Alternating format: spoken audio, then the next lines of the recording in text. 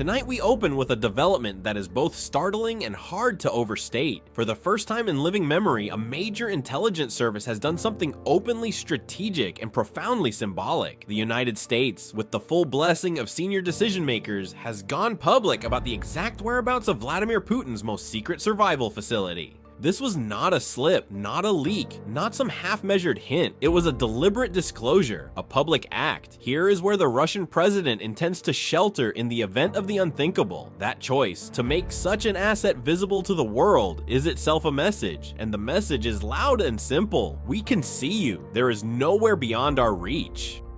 Welcome to Political Plot, where we cut through the noise to reveal the power plays shaping American politics. Tonight's concept: the US publicly exposed the location and vulnerabilities of Putin's secret survival bunker as a deliberate act of strategic messaging, turning hidden intelligence into deterrence by making nuclear threats personally risky for the leader and forcing a recalculation of escalation dynamics. This move reshapes how secrecy, psychology, and alliance signaling are used in modern power politics, with consequences that could either prevent catastrophe or provoke unpredictable retaliation.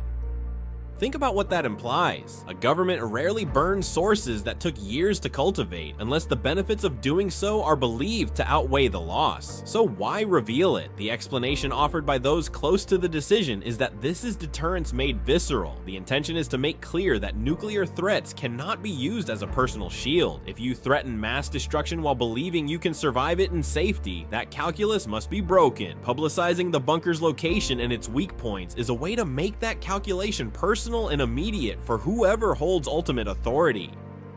What was revealed paints a picture both impressive and chilling. The facility is located deep within a remote mountain range, in terrain that has long attracted speculation. It is an underground complex of enormous scale, built over years, with its own energy systems, life support, medical capacity, and hardened communications. The disclosed imagery and reports show ventilation shafts, access routes, supply lines, and the support infrastructure that makes prolonged occupancy possible. The intelligence presented also outlines how close aides and security forces move the leader from the seat of power to the shelter in moments of crisis. That degree of operational detail is precisely the kind of information nations protect with the highest secrecy.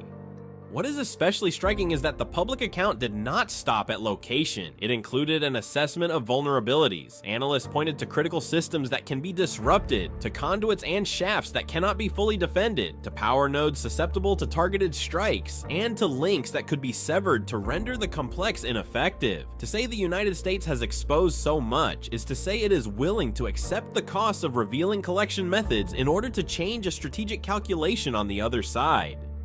Reactions inside the intelligence community are mixed. Some professionals argue that shattering a leader's confidence in his invulnerability is worth sacrificing a valuable intelligence capability. Others worry that this sets a precedent that will close future access, endanger human sources, and make subsequent collection more difficult. There's also a question of unintended consequences. Will the leader in question be cowed, or will he grow more reckless because he concludes that his hand has been forced?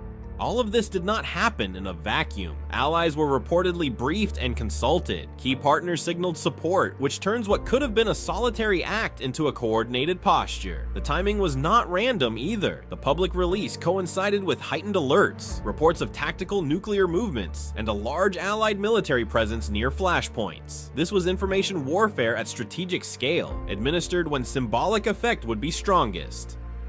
Beyond the geopolitics, the disclosure offers a window into a particular mindset. Building a bunker like this reflects a conviction that the worst imaginable scenario is plausible, and that survival in such a scenario must be planned for in detail. There is a ruler who expects he might need to endure, and to continue exercising power afterward. The existence of a facility designed to house a select circle for an extended period reveals a separation between who will be sheltered and who will not. It tells you about priorities. It tells you whose life is considered essential and whose life is expendable for the regime's continuity.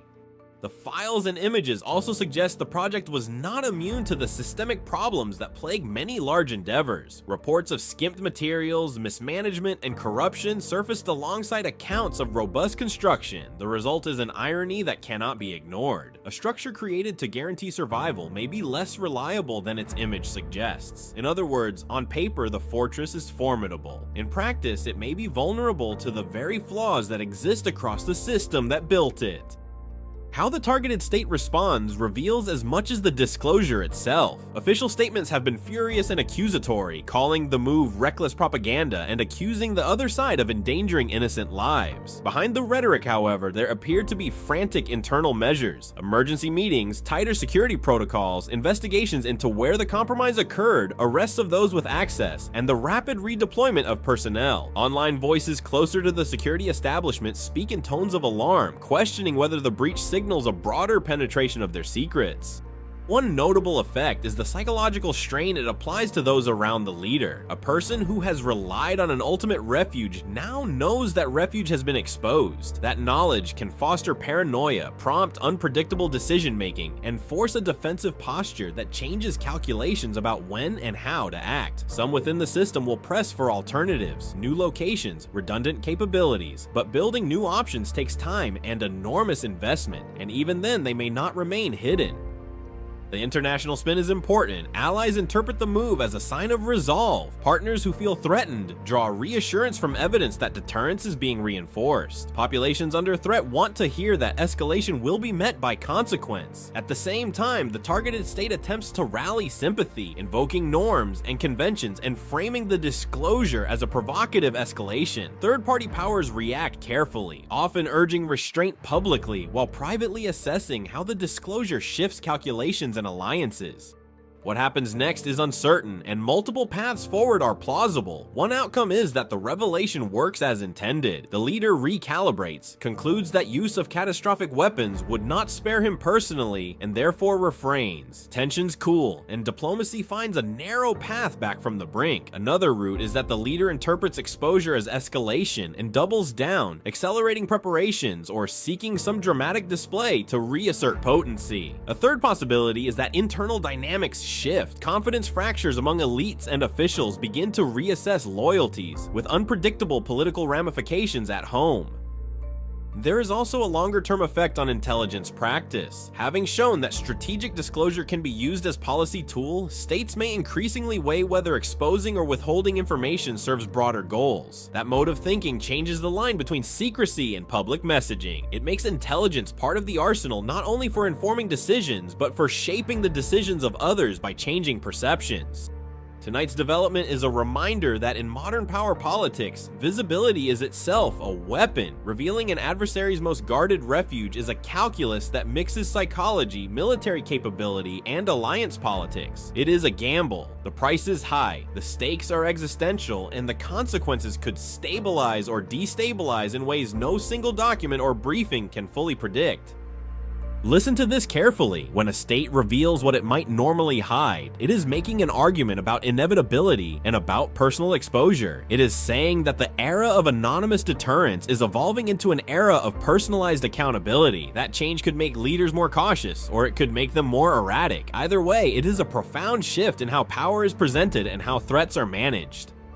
We will continue to follow the fallout closely because these developments are not abstract. They change diplomatic postures, military planning, and the psychology of decision makers. What governments do now in response to public revelation of a secret plan will determine whether the world moves back from a perilous edge or closer toward a very dangerous precipice.